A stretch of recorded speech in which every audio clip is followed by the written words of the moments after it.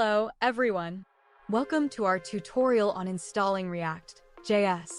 In this video, we'll walk you through the steps to set up React on your local system. Let's dive right in. Step 1. Install Nodejs. First things first, make sure you have Nodejs installed. If you don't, head over to the official Nodejs website and download it. Nodejs provides the runtime environment for running JavaScript applications. Step 2. Create a new React project. Open your terminal or command prompt. Type the following command to create a new React project. npx create React app my React app. Remember to replace my React app with your desired project name. This command sets up a new React project with all the necessary files and dependencies. Step 3. Navigate to your project directory. Now, change into your project directory using the cd command.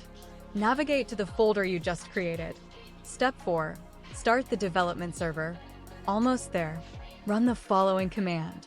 npm start. This launches your React app locally.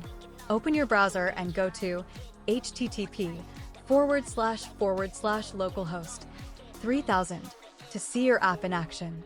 Congratulations! You've successfully installed React.js and set up your local development environment.